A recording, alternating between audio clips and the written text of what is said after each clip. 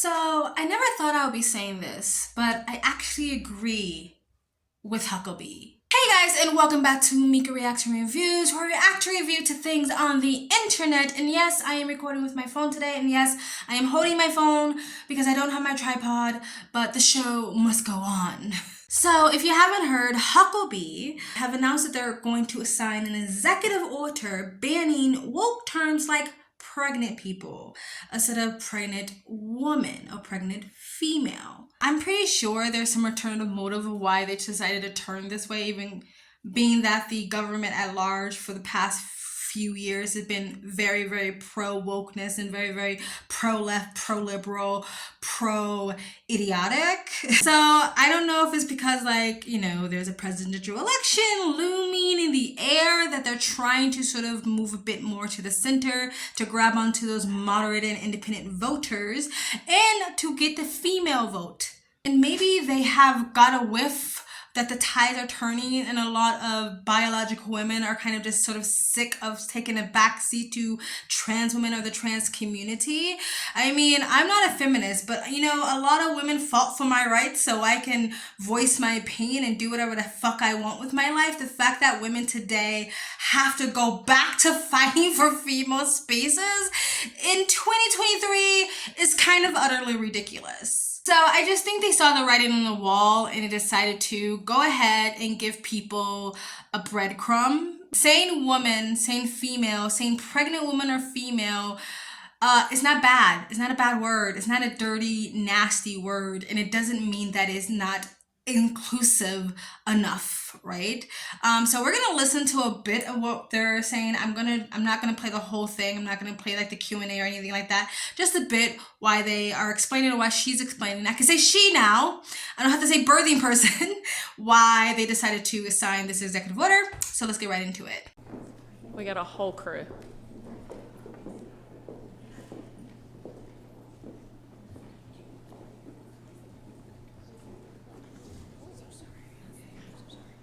Good afternoon, and thank you all for joining us. It's great to stand up here with some of the most influential and amazing women from across our state. We are all here to say, frankly, that we've had enough. Enough trying to erase women and girls, enough denying our biological differences from men, and enough of the craziness that is taking over our country. Agreed, and agreed. I don't even know why women have let it get this far. I think because women are just more agreeable, empathetic, sympathetic creatures. And so when we see people crying tattooed tears about their oppression and their victimhood and all that stuff, we tend to just bend over backwards to make that person really happy. But the fact that we have allowed it to get too far where we basically are erasing the definition and the meaning of what it is to be a woman or a female, to be born a woman, to go through the lived experience of adolescent and womanhood and girlhood and puberty and all this shit and muck that goes along with that, the journey of motherhood and actually being pregnant and giving birth and all those things, taking that away and trying to erase this women's spaces and women's sports. And again, the things that a lot of my ancestors fought for and your ancestors as well. I mean, feminism today, it might be crap, but it had its place and it did really good things no matter what the manosphere and the red pill community tries to tell you.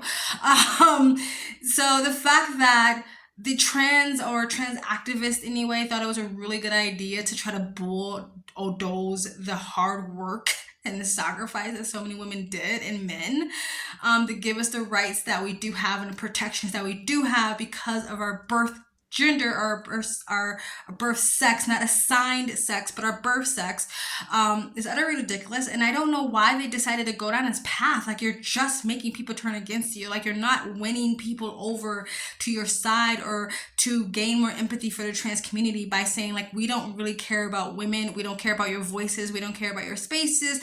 We don't care about your concerns. We don't care about your daughters. We don't care about your children. We don't care about your safety or anything like that. And I'm not saying trans people, I'm saying trans activists. You're not going to win any sympathy. You're not going to win people to your side.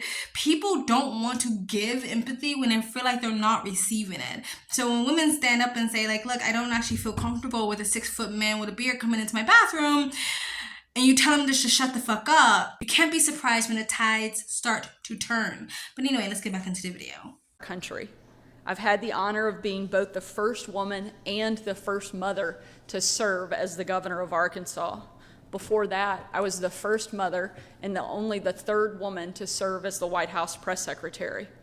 Because of that, I came into this role with a few pretty unique experiences. Among them is giving birth to 3 amazing kids.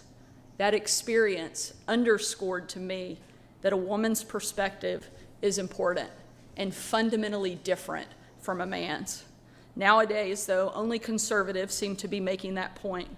On the left, women have taken a back seat to political correctness. It's why Senator Irving and Representative Barker had to pass the Fairness in Women's Sports Act to defend our girls across the state. They're using nonsense words to erase women and girls, and more importantly, to erase our voices. Which is a shame, the fact that people are denying the fact that biological men have an inherent advantage when it comes to sports. Most sports, maybe not all sports.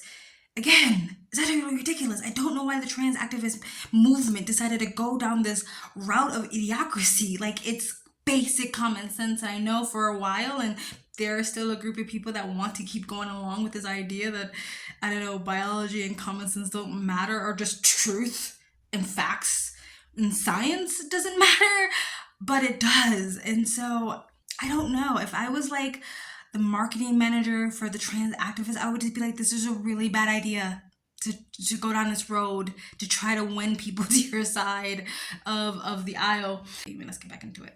Our experiences. Today, we're taking a stand against woke nonsense. What frankly started as a fad among a few grad students has seeped down into corporations, the healthcare industry, and increasingly state government. It's demeaning to women, and it needs to stop. In a moment, I'll sign an executive order banning a number of all sorts of ridiculous words from state government documents. Those include words like pregnant people, laboring person, birth giver, and several other nonsense terms that have cropped up in recent years. Some on the left will accuse us of being nitpicky, that Arkansas should just lay down and accept the cultural revolution without complaint. I say it's the exact opposite. It's the left that decided that woman is a dirty word. It's the left that decided we needed to toss out basic biology and basic grammar along with it. I think they're just mad that conservatives are starting to fight back, and they better get ready because we're just getting started. Thank you for being here, and thank you to the amazing women that are standing up here with me. I'll sign this executive order. We'll hear a few words from Dr. Chandler, and I'll be happy to take a few questions. Thank you. All right, stop it there. Yes, I assume she continues to sign the executive order. Okay, I guess this is just maybe for Arkansas. I'm not really sure. But it's still a step forward. It's probably not enough. I think that the president of the United States should definitely get on board with this.